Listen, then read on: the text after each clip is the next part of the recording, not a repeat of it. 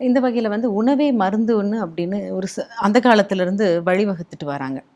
இதில் யோக முறையாக இருக்கட்டும் அல்லது எங்களுடைய சமய சம்பந்தமான எந்த ஒரு அனுஷ்டானங்கள் இருந்தாலுமே இன்றைக்கி வந்து நிறைய பேரோட உணவு பழக்க வழக்கம் வந்து மாமிச உணவாகவும் இருக்கிறது, சைவ உணவாகவும் இருக்கிறது. அது வந்து அவர்களுடைய பழக்க வழக்கங்கள், அது தவறு சொல்கிறதுக்கு கிடையாது.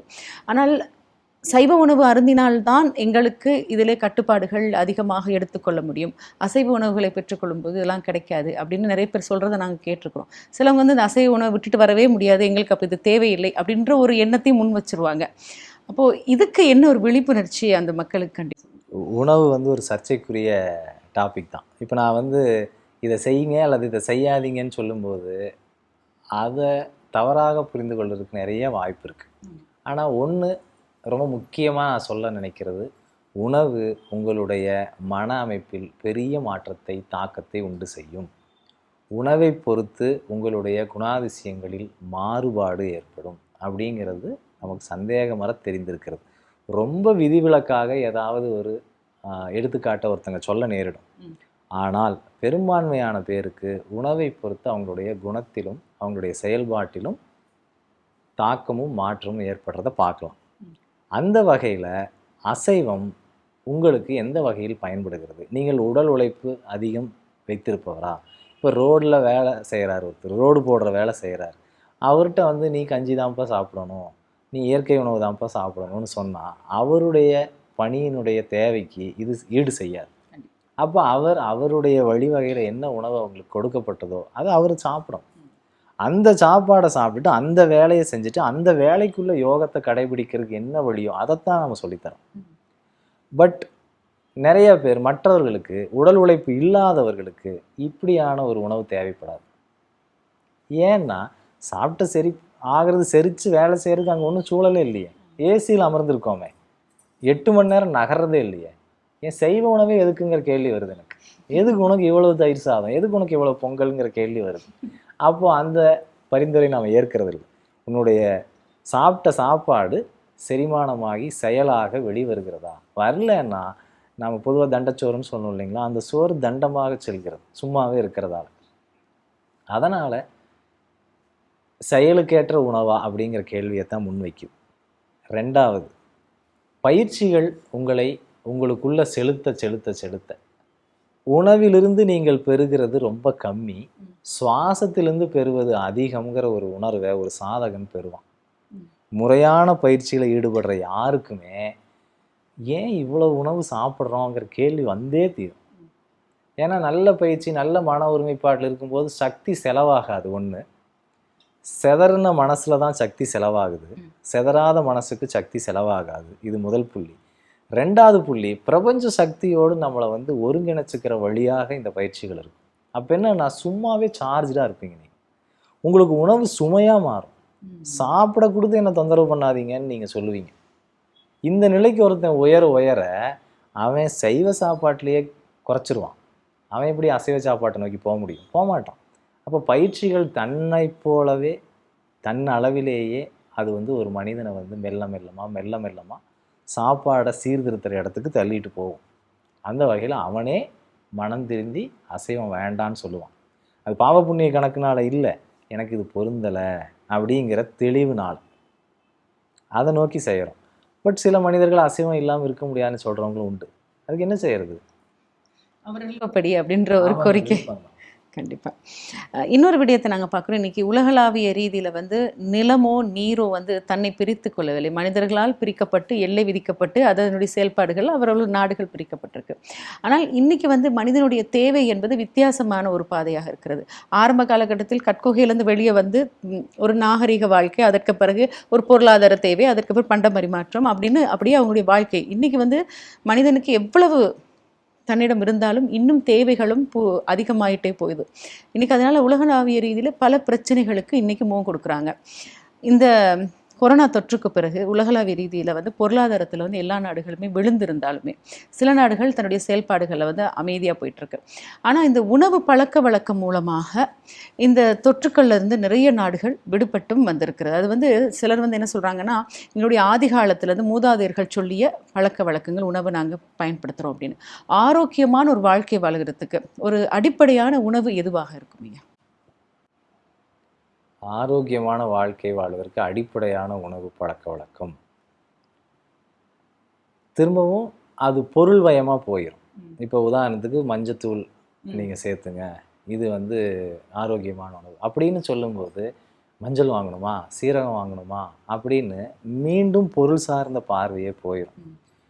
அதனால நான் அந்த மாதிரி ஒரு டயட்டீஷியன் சொல்வது போல, அல்லது ஒரு மருத்துவர் சொல்வது போல குறிப்புகளை சொல்றத காட்டிலும், ஒரு யோகா ஆசிரியராக குறிப்புகளை சொல்ல தான் நான் விரும்புகிறேன்.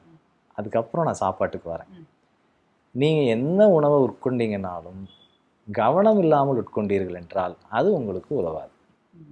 மருந்தே ஆயினும் அல்லது ரொம்ப எளிமையான ஒரு மூலிகையோ இல்லை உணவுப் பொருளே ஆயினும் நீங்கள் ரொம்ப மனமுவந்து அதை நல்லா கடித்து அதை ருசித்து உள்ளே எடுத்துக்கலைன்னா உங்களுடைய உடற்பாகங்கள் அதை தனதாக மாற்றிக்கொள்ளாது. உள்ளே வந்து முறையான செரிமானம் நடக்காது. அமிர்தமே ஆயினும் அது உங்களுக்கு நன்மை செய்யாமல் போகும். அப்போ உணவுப் பொருளை பொறுத்து ஆரோக்கியமா, உண்ணும் மனிதனை பொறுத்து ஆரோக்கியமா, ஆரோக்கியமான உணவா அப்படின்னு கேட்டால் இன்னும் மனிதனை பொறுத்து தான் இருக்குது. நிறைய பார்த்து சாப்பிட்றேங்க, ட்ரை ஃப்ரூட்ஸ் இவ்வளோ சேர்க்குறேங்க, ஃப்ரூட்ஸ் இவ்வளோ சேர்க்குறேங்கன்னு சொன்னால் எத்தனை பேர் மருத்துவமனையில் இருக்கிறாங்க? இது எதுவுமே இல்லாமல் ரேஷன் கடையில் சாப்பிட்டுட்டு, கிடைச்சதை சாப்பிட்டுட்டு, பொழுதுகளுக்கு தன்னை கொடுத்துக்காம கிடைச்ச நேரம் எதையோ சாப்பிட்டுக்கிட்டு வாழ்ந்த பலர் வந்து நோய்வாய்ப்படாமல் இருந்திருக்காங்க. நோய்வாய்ப்பட்டாலும் மீண்டிருக்காங்க.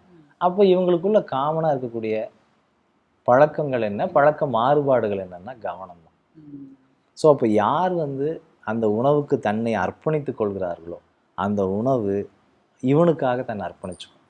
எல்லா உணவுக்கு பின்னாடியும் மருத்துவ குணங்கள் இருக்க தான் செய்யுது. ஆனால் அது என்னதான் மாறுமா? எப்போ மாறும்? அதனுடைய அறிவும் என்னுடைய அறிவும் பொருந்தினாதான் மாறும். அப்போ அதோடு இணைச்சிக்கிறது எப்படி? நீ அறிஞ்சு சாப்பிடு. நீ சினிமா பார்த்துட்டு சாப்பிடாத, புலம்பிட்டு சாப்பிடாத, செல்ஃபோன் பார்த்துட்டு சாப்பிடாத, கவலையோடு சாப்பிடாத, அந்த உணவை குறித்த கம்ப்ளைண்ட்டோட சாப்பிடாத, சமைக்கிறவங்களை குறித்த கம்ப்ளைண்ட்டோட சாப்பிடாத. இப்படி பல வேல்யூ சிஸ்டம் உள்ளுக்குள்ளே வர வர எல்லா உணவும் உங்களுக்கு நோய் எதிர்ப்பு சக்தியை கொடுக்கும். ருசிச்சு சாப்பிடணும், மனதார நிறைவா ஆமாம் சாப்பிடணும். ஆமாம், அதுதான் என்னுடைய மூல கருத்தாக வைக்கிறேன்.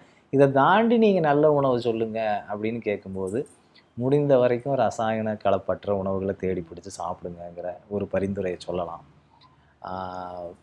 ரொம்ப அதிகமாக உஷ்ணமேற்றப்பட்டு சமைக்கப்பட்ட உணவுகள், ரொம்ப ஆயிலில் ஃப்ரை பண்ணப்பட்ட உணவுகள், அல்லது நெடுநாள் கெடக்கூடாதுங்கிறதுக்காக ஏகப்பட்ட சிரமங்களை சந்தித்த உணவுகள், இதெல்லாம் தவிர்த்துருங்கிறத சொல்கிறேன். மற்றது எல்லாம் நல்ல உணவுகள் தான். இப்போ வந்து உணவுங்கிற அளவில் நாம் ரொம்ப நல்லா தான் இருக்கோம், ஆரோக்கியமாக இருக்கும். இந்த கவன சிதறல் அப்படின்ற ஒரு விஷயம் இருக்கு இல்லையா? இப்போ நாங்கள் வந்து மனதை ஒருநிலைப்படுத்தி ஒரு தியானத்தில் நாங்கள் ஈடுபடும் பொழுது நாங்கள் வகுப்புக்கு போய் தியானம் படிச்சிருப்போம். இப்படி தான் கண்ணை மூடிட்டு உட்காந்து அமைதியாக இருக்கும்னு சொல்லுவாங்க. ஆனால் எங்களை சுற்றி இருக்கும் சூழலில் இருக்கும் நிறைய சத்தங்கள் அல்லது எங்கள் வீட்டில் இருக்கிற வேலைகளே மனசில் ஓடும் பொழுது அந்த மனக்கட்டுப்பாடு அப்படி கொஞ்சம் கொஞ்சமாக சிதைஞ்சிரும். மீண்டும் கொண்டு வரணும் அப்படின்னு நினைக்கும் பொழுது அது சாத்தியப்படாது சில நேரங்களில். இப்படி எங்களுடைய மனதை கட்டுப்படுத்துவதற்கு நாங்கள் எப்படிப்பட்ட பயிற்சிகள் எடுக்கணும்? முதல்ல ஒரு குருவை தேர்வு செய்து அதை பயிற்சி பெறணும். ஆனால் இது எத்தனை ஆண்டு காலங்கள் எங்களுடைய பயணம் மனதை ஒருநிலைப்படுத்தும்? திரும்பவும் நீங்கள் அளவுங்கிற ரீதியாக கேட்டிங்கன்னா எனக்கு சொல்ல தெரில. ஏன்னா ஒவ்வொருத்தருடைய உள்ளார்ந்த உயரத்தை பொறுத்து ஒருத்தர் வந்து 6 மாதத்தில் கற்றுக்குவார், ஒருத்தர் 6 வருஷத்தில் கற்றுக்குவார், ஒருத்தங்க கூடவே இருப்பாங்க, கற்றுக்க முடியாது 12 வருஷம் ஆனாலும். இது வந்து கால கிரமத்தை வச்சு முடிவு பண்ணுவது அல்ல, அந்த நபருடைய தீவிரத்தை பொறுத்து முடிவு பண்ணுவது. கவனம்தான் ஒரே சொத்துங்கிற விவேகானந்தர். ஒட்டுமொத்த ஆன்மீகத்தையும் ஒரு சொல்லில் அடக்கணும்னா கவனம்தான் அப்படின்னு விவேகானந்தர் சொல்கிறார். அந்த கவனத்தை நீங்கள் கற்றுக்கொண்டே ஆக வேண்டும். நிறைய காலகட்டங்களில் நிறைய வர்ற மனிதர்கள் சொல்லுகிற ஒரு பதில் என்னென்னா, என்னால் கவனம் செலுத்த முடியலங்கிற ஒன்று தான் இருக்குது. எல்லா தோல்விக்கு பின்னாடியும் கவனமின்மை தான் உட்காந்துருக்கு. ஒரு விபத்துக்கு பின்னாடி கவனமின்மை இருக்கிறது. ஒரு மருத்துவருடைய மருத்துவ தோல்விக்கு பின்னாடி கவனமின்மை இருந்திருக்கும். எல்லா அந்த அந்த நோயாளிக்கும் கவனமின்மை காரணமாக இருந்திருக்கும். இப்படி கவனமின்மை தான் உலகத்தையே தொந்தரவுக்குள்ள ஆக்குதுன்னு நான் பார்க்குறேன். இந்த கவனத்தை வார்த்தை எடுக்கிறது, எந்த ஒரு செயலை நீங்கள் திறமையாக செய்கிறதுக்கும் சில காலம் பயிற்சியை நீங்கள் பெறுறீங்க. அந்த பயிற்சிங்கிறது வெறுமனே காலம் சார்ந்த பயிற்சி இல்லை. உங்கள் முனைப்பு எவ்வளவு இருக்குது, நீங்கள் எவ்வளவு அதை வந்து தேவைன்னு உணர்ந்து தீவிரத்தோடு போய் நிற்கிறீங்க, என்ன சூழ்நிலை வந்தாலும் அதை எப்படி விடாமல் கைக்கொள்கிறீங்கிறது இருக்குங்கிறது போலவே கவனத்திற்குரிய பயிற்சியையும் முறையான ஆசிரியரிடம் முறையான பாடங்களாக கால நேரத்தையே கண்டுகொள்ளாமல் நீங்கள் பயிற்சி செய்யணும். பதஞ்சலி வந்து தீர்க்க காலம்னு ஒரு சொல்ல பயன்படுத்துகிறார். தீர்க்க காலம்னா டைமை பற்றின அக்கறையே கொள்ள போவதில்லை.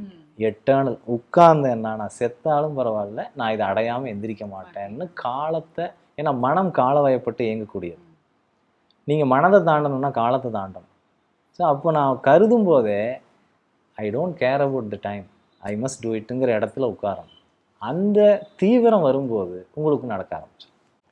கண்டிப்பாக நிறைய விடயங்கள் ஆன்மீக ரீதியாக நாங்கள் பயணத்தை மேற்கொள்ளும் பொழுது சில ஆலயங்களில் தான் எங்களுடைய இறைவனை நாங்கள் தேடணும் அப்படின்ற சில விதிமுறைகள், சில பரிகாரங்கள் சொல்லப்படுது. இன்றைக்கி நாங்கள் நிறைய பேரை பார்க்குறோம், இந்த ஆலயத்துக்கு போனீங்கன்னா உங்களுடைய வாழ்க்கையில் வந்து வசந்தம் கிடைக்கும், இதுக்கு போனீங்கன்னா உங்களுடைய தோஷங்கள் அப்படி நிவர்த்தி ஆகும் அப்படின்லாம் சொல்கிறாங்க. ஆனால் சிலர் வந்து பரிகாரங்கள் செய்கிறாங்க, ஆனால் அதற்கு அவர்களுக்கு சரியான பலனோ அல்லது அதற்கு சரியான நிவர்த்தனமோ கிடைப்பது கிடையாது. அப்போது இது சொல்கிறவங்க வந்து பிழையாக சொல்கிறாங்களா, இதை பண்ணுறவங்க சரியாக பண்ணலையா?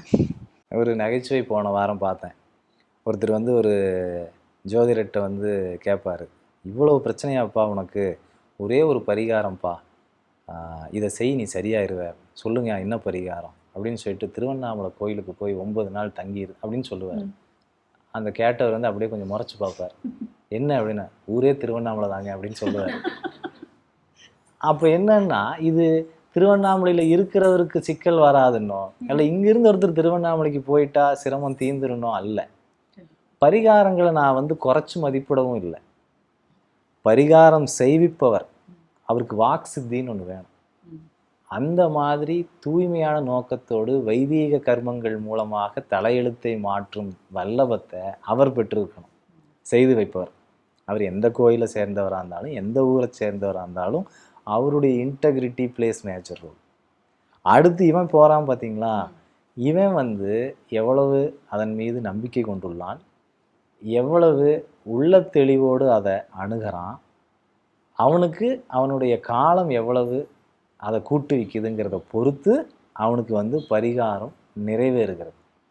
இதெல்லாம் தாண்டி உங்களுக்குள்ள கவனத்தை அதிகரிக்க செய்வதற்காகத்தான் வாழ்க்கையில் துன்பம் வருது. வேற எதை விடவும் துன்பம் தான் உங்களை வந்து இன்டென்ஸான ஆளாக மாற்றுது. ஒரு வழி வரும்போது தான் நீங்கள் உள்ளுக்குள்ளே நல்லா ஒடுங்கி இது என்னன்னு பார்க்குறீங்க. பதப்படுத்தப்பட்ட மனிதன் அப்படி அந்த பதப்படுத்தல் நீங்கள் உள்ளுக்குள்ளே சும்மாவே கொண்டு வந்துட்டீங்கன்னா துன்பம் தன்னை போல விலகிரும். பரிகாரம் செஞ்சு விலகிறது இல்லை. பரிகாரத்தின் போது ஒரு மனிதன் அடைவது அந்த இன்டென்சிட்டி தான். ஒரு 2 மணி நேரம் உட்கார சொல்கிறார், 2 மணி நேரம் ஏதோ ஒரு மந்திரம் சொல்கிறார். அவர் சொல்கிறதெல்லாம் பார்த்தீங்கன்னா பிராணாயமாக தான் இருக்கும். அவர் சொல்கிறதெல்லாம் நம்ம பஞ்ச வாயுக்களை பற்றியதாக தான் இருக்கும். ரிஷிகள் மேலே வச்சிருக்கிற பக்தியாக இருக்கும். இதுதான் அந்த பரிகாரத்தினுடைய பெரும்பான்மையான மந்திரங்கள் கூறுவதாக இருக்கின்றன. அதை நான் சும்மா இருக்கும்போது செஞ்சுட்டு போகிறேனே. பரிகாரம் செஞ்சு வேள்வி வளர்த்தி அதெல்லாம் வைதிக கர்மங்களாக ஏற்றுக்கொள்ளப்பட்டதாக இருப்பினும் அதை உள்ளுக்குள்ளே ஒரு ஆளால் செய்ய முடியல. அந்த வைதிக கர்மங்கள் செய்து வைக்கிற என்ன சொல்கிறார், அவர் சார்பாக நான் செய்கிறேன் அப்படின்னு அவர் அந்த வேள்வியை ஆரம்பிக்கிறார் இல்லைங்களா? அப்போ அதை நானே செய்யலாம் இல்லையா? அந்த செய்யறதுக்கு உண்டான வழி என்ன? ஆசிரியர்கிட்ட போய் கேளு. பிரம்மா வலிக்க வலிக்க எழுதிய உனது தலையெழுத்தை குரு காலால் அனாயாசமாக அழித்து விடுகிறார்னு கந்தபுராணம் சொல்லுது. இப்போ உன் தலைவலியை அழிக்கிறதுக்கு பரிகாரம் தான் செய்வியா? குரு காலில் போய் விடமாட்டியா? அதெல்லாம் அழிச்சிருவாரு. நமக்கு வந்து பரிகாரம் இந்த மாதிரி விஷயங்கள் வந்து என் பிரச்சனைக்கு நான் பொறுப்பு இல்லை. ஏதோ 5000 10,000 கொடுத்து பரிகாரம் பண்ணிட்டா மேலே கணக்கு சரியாயிருங்கிற அசட்டு துணிச்சலில் செய்யப்படுது. அது எதுவும் பரிகாரம் ஒருத்தன் செஞ்சிடலாம், பிராயச்சித்தம் செய்ய முடியாது. இந்த 2 சொல் முக்கியமான சொல். பரிகாரம் நீங்கள் வந்து இந்த மாதிரி வைதிக கர்மங்களாக செஞ்சு ஒரு டெம்பரரி ரிலீஃப்க்கு நீங்கள் போயிட முடியும். ஆனால் பிறவிக்கான பிராயச்சித்தங்கிறது அவனும் அவர் குருவும் செஞ்சுக்கிற டிரான்சாக்ஷன்ஸ். குரு வந்து விளக்கணும் இதுதான் பிராயச்சித்தம் அப்படின்னு. அவர் அவனுடைய தலையெழுத்தில் ஒர்க் பண்ணுவார். அவன் அதுக்கு ஒப்பு கொடுக்கணும் பல விஷயங்களை. இது நடக்கும் பொழுது தான் பரிகாரம்ங்கிற சின்ன செயலிருந்து பிராயச்சித்தம்ங்கிற பெரும் செயலுக்கு அவன் மாறுவான்.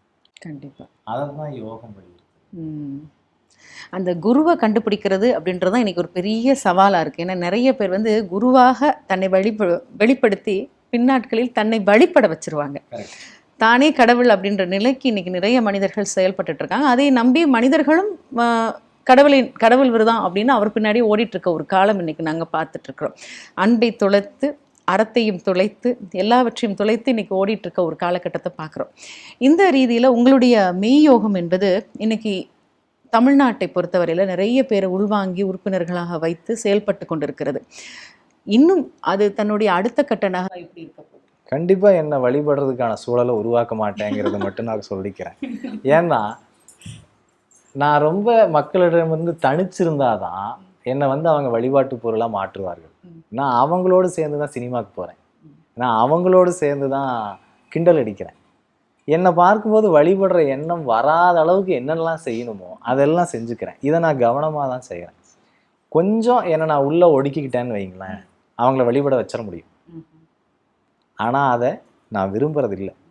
ஏன் அப்படின்னா, நான் வழிபடப்பட வேண்டிய பொருள் அல்ல, நீயே வழிபடப்பட வேண்டிய பொருள் தான். உன்னை நீ வழிபடுறதும் உன்னை நீ ஆராதிக்கிற அளவுக்கு நீ உயரணுங்கிறது தான் என்னுடைய நோக்கமாக இருக்கும்போது நான் என்னை வழிபட வைக்கக்கூடிய சூழல்கள் எல்லாத்தையும் கான்ஷியஸாக தவிர்க்கிறேன். ஆனாலும் வெகு சில மனங்கள் வந்து தன்னை வந்து எங்கேயாச்சும் தாழ்த்திக்கிட்டு தன்னை வந்து வடிச்சுக்கணும்னு நினைக்கிறாங்க. நிறைய வழிபாடுகளுக்கு பின்னாடி, அதாவது ஒரு 100 வழிபாடு எடுத்துக்கிட்டிங்கன்னா 90 வழிபாட்டுக்கு பின்னாடி வேறு காரணங்கள் இருக்கலாம். ஆசையோ அச்சமோ என்னமோ இருக்கலாம்.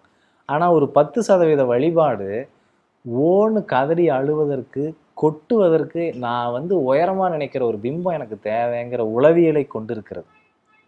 அதற்காக வழிபடுற பிம்பத்தையும் ஏற்கிறதுக்கு மனம் இருக்கிறது எனக்கு. ஆனால் அது வந்து நான் கடவுளுங்கிற எண்ணத்தில் கிடையாது. நான் கடவுளாக நான் என்னை அறிந்து கொண்டாலும் அப்படி வெளிப்படுத்தணுங்கிற எண்ணத்தில் நான் அதை பெறுவது கிடையாது. நீ அப்படி பார்க்குறியா, சரி பார்த்துக்க அப்படின்னு விடுறது.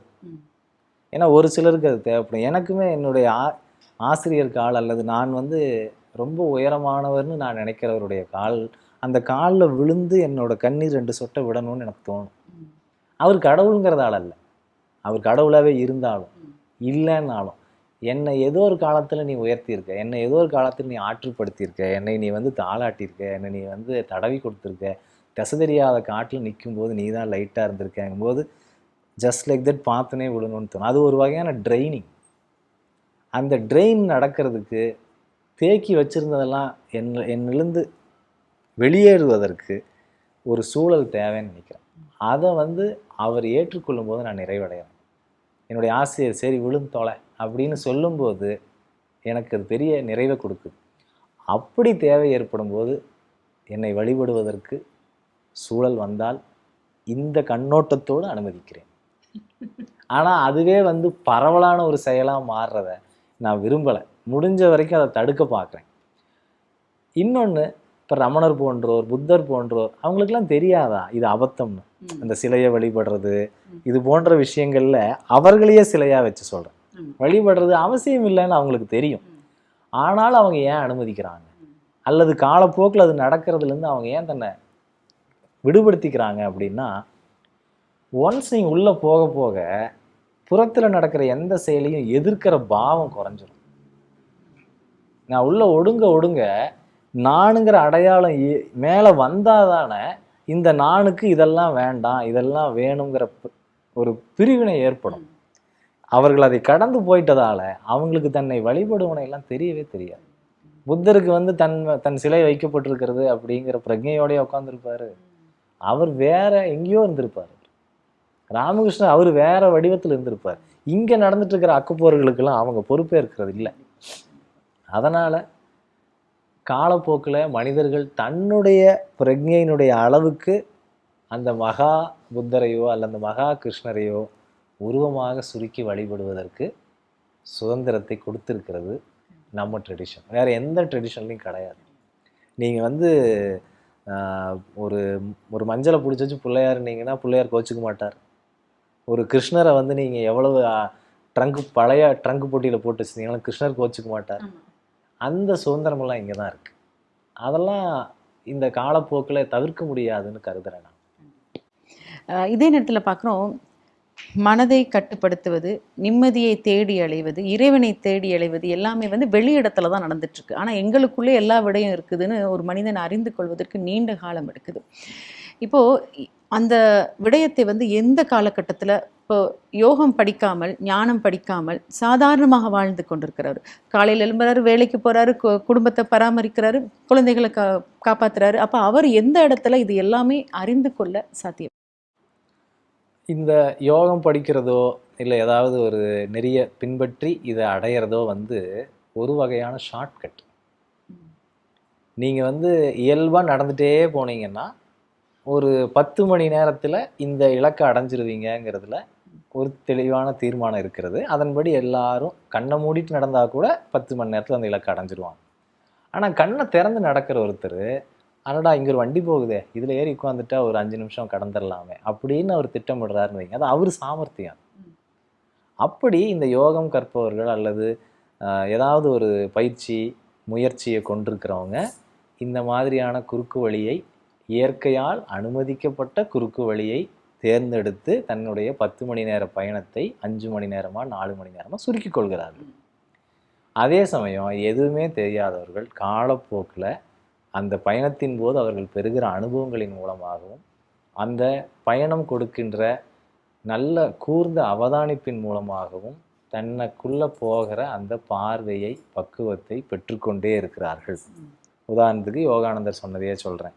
இயல்பாக எந்த முயற்சியும் செய்யாத ஆனால் நோயற்ற தன்மையில் வாழுகின்ற ஒரு மனிதனுக்கு குறைந்தது 10 லட்சம் வருடங்கள் ஆகின்றன யோகானந்தர் சொல்கிறார். அதுவே முயற்சியுடன் கூடிய நல்ல தேக ஆரோக்கியத்துடன் கூடிய ஒருவர் குறைந்தது 12 ஆண்டுகளில், 40 ஆண்டுகளில், 60 ஆண்டுகள்லன்னு அவர் ஒரு கணக்கு வைக்கிறார். இப்படியான விவேகத்துடன் கூடிய வைராகியத்துடன் கூடிய முயற்சியின் மூலமாக ஒரு 10 லட்சம் வருஷம் 1000 வருஷமாக குறைக்கப்படுகிறது. இந்த 2 பாதையும் இறைவன்கிட்ட தான் போய் சேரும். அப்போ இறைவன் எவ்வளவு பெரியவன்னா அவனை விட்டு நீங்கள் எங்கேயுமே போக முடியாதுங்கிற அளவுக்கு பெரியவன்.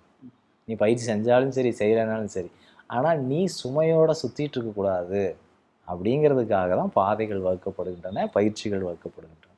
கண்டிப்பாக. இப்போ வந்து இது வந்து ஒரு பெரிய கடல். யோகம், ஞானம் எல்லாமே, ஆன்மீகம் என்பது ஒரு பெரிய கடல். இது நாங்கள் ஒரு குறிப்பிட்ட நேரத்தில் பேசி முடித்து யாருக்குமே வந்து தெளிவான ஒரு அறிவையோ அல்லது தெளிவான ஒரு வழியோ காட்ட முடியாது இல்லையா? இப்போ வந்து இந்த உங்கள் கூட இணைந்து கொண்ட உங்களுடைய குழந்தைகள் சொல்கிற உங்களுடைய மாணவர்கள் அப்படின்னு வைத்துக்கொள்ளலாம், அல்லது நிகழ்ச்சியை பார்த்துட்டு இருக்க யாராக இருந்தாலும் அவர்களும் உங்களுடைய குழந்தைகள் தான். ஒரு அன்னையாக இருந்து, ஒரு தந்தையாக இருந்து எப்படி அவங்களுக்கு ஒரு வழிகாட்டலாக இந்த மெய்யோகத்தை கொண்டு சேர்க்கப்படுங்க? அதை தான் தினமும் செஞ்சுக்கிட்டு இருக்கேன். இதை தாண்டி செய்கிறதுன்னா காலம் எப்படி செலுத்துதுங்கிறது பற்றின எனக்கு திட்டம் இல்லை. இப்போதைக்கு வகுப்புகளின் மூலமாக அவங்கள சென்று சேர்றேன். மெய்யோகம் வந்து பதிப்பகத்தை தொடங்கி நூல்களை உருவாக்கியிருக்கு. ஸோ அந்த நூல்களின் மூலமாக அவங்கள சென்று அடைகிறேன்.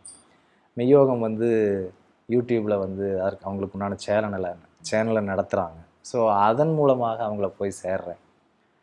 இன்னும் என்னென்னலாம் வழிகள் வாய்ப்பு இருக்கிறதோ அவங்களுடைய மனதை, உள்ளத்தை ஊடுருவதற்கு எங்கெங்கெல்லாம் சாத்தியங்கள் இருக்கோ அதன் வழியாகலாம் போய் நினைவூட்டிகிட்டே இருக்கிறோம். நாம் எதையும் கற்றுக் கொடுக்குறோமோ இல்லையோ, குறைந்தபட்சம் நினைவூட்டுதலை செய்து கொண்டே இருக்கிறோம். கண்டிப்பாக. அதாவது உங்களுடைய வாழ்நாளில் உங்களுக்கு கிடைத்த காலங்களின் ஊடாக நீங்கள் பெற்ற நிறைய ஆற்றல்களை அவங்கக்கிட்ட நீங்கள் பகிர்ந்துக்கிறீங்க. அது நேரடியாகவும் இருக்கலாம், அல்லது நூல்கள் வடிவமாக கூட இருக்கலாம். நிறைய புத்தகங்கள், நிறைய ஆக்கங்கள் நீங்கள் எழுதி கொடுத்துருக்கீங்க. இது வந்து சரியான ரீதியில் விழிப்புணர்ச்சியோட வந்து எல்லாருக்கிட்டையும் போய் சேர்ந்ததா அப்படின்னு கூட பார்க்கணும். ஏன்னா நிறைய பேர் வந்து இன்றைக்கி வந்து நூலகங்களுக்கு செல்வதில்லை, நூல்களை தேடுவதும் கிடையாது. இன்றைக்கி அப்படி தான் ஒரு காலம் நாங்கள் பார்த்துட்ருக்குறோம். பொதுவாக வந்து இன்னைக்கு இருக்க இந்த சமுதாயம், ஏன்னா இன்றைய சமுதாயம் தான் நாளைக்கு ரொம்ப முக்கியமான பங்கை வகிக்க போறாங்க. அவங்களுக்கு ஒரு தெளிவான விளக்கத்தை இந்த நேர்காணலினூட கண்டிப்பா நீங்க பதிவு செய்யணும். என்ன மாதிரியான விளக்கம்? என்ன மாதிரி விளக்கம்னா, வாழ்க்கைன்னா என்ன? அது ஒரு சாதாரணமான விடயம். அவங்க நிறைய பதில் சொல்லுவாங்க. வாழ்க்கைன்னா இப்படிதான் இருக்கணும், இப்படிதான் இருக்கணும். ஆனா உங்களுடைய பார்வையில் வாழ்க்கைன்னா என்ன அவங்களுக்கு சொல்லிருங்க. வாழ்க்கைங்கிறது நீங்கள் உங்களை அடையாளம் கண்டுக்கிறதுக்கான ஒரு மிகப்பெரிய வாய்ப்பு. இந்த வாய்ப்பை நீங்கள் பெறுவதை தவிர்த்து உங்களுக்கு வேறு வாய்ப்புகளே இல்லை. நீங்கள் இதை தவிர்த்துட்டு வேறு எங்கே போனீங்கன்னாலும் வேறு எதையும் செய்கிறதுக்கு உங்களுக்கு முடியவே முடியாது அப்படிங்கிற செய்தியை ஆழமாக சொல்லிக்கிறேன் நான். நீங்கள் 1000 வேலைகளை வெளியே செஞ்சுக்கிட்டே இருக்கலாம். அதன் மூலமாக நீங்கள் பெறுகின்ற ஒவ்வொரு உயர்வும் ஒவ்வொரு பக்குவமும் உங்களை நோக்கி செலுத்தி கொண்டே இருக்கும். தன்னை அறிதலை தவிர்த்து வேறு வாய்ப்புகளை இந்த வாழ்க்கையிலிருந்து நீங்கள் பெறப்போவதே இல்லை என்பதை மட்டும் சொல்லிக்கொள்கிறேன். கண்டிப்பாக. இறைவன் எல்லா உயிர்களிடத்திலும் பொதுவா அன்பு செலுத்தணும் அப்படின்னு ஆசைப்படுறாங்க. அந்த அன்பை எல்லாரிடத்திலும் நாங்கள் பகிர்ந்து கொண்டு அவருடைய இதயத்துல காலம் முழுவதும் கைதியாக இருப்பதற்கும் தயார் அப்படின்னு இறைவனுக்கே எல்லாத்தையும் எழுதி கொடுத்துடலாம் அப்படின்ற விடயத்தையும் சொல்லி ரொம்ப அழகா நிறைய விடயங்கள் பேசுனீங்க. கண்டிப்பா இது ஒரு பாக்கியமா தான் நான் கருதுறேன். ஏன்னா எனக்குள் இருக்கும் ஒரு ஞானம், இப்போ நான் நிறைய விஷயத்தை நான் கற்றுக்கொண்டேன் அப்படின்னு சொல்றதை விட உங்களிடமிருந்து பெற்றுக்கொள்ளும் விடயங்கள் நிறைய இருக்குது அப்படின்னு சொன்னோம். இந்த வகையில் உங்களுடன் இணைந்து கொண்டதற்கு மெய்யோகத்தினுடைய ஸ்தாபகராக இருக்கும் ரகுராம் அவர்களுக்கு நான் இந்த வேளையில் ரொம்ப நன்றி சொல்லிக்கொள்கிறேன் ஐயா. எனக்கும் ரொம்ப சந்தோஷங்கம்மா. ஒரு சரியான கேள்வி ரொம்ப சிறந்த பதில்களை கொண்டு வரும். ஒரு சிறந்த பதில் இனி எழப்போகிற பல கேள்விகளை அணைச்சி வச்சிரும். ஸோ அது மாதிரியான ஒரு நேர்காணலாக இது அமைந்தது. எனக்கும் ரொம்ப மகிழ்ச்சி. உங்களுக்கு நன்றி.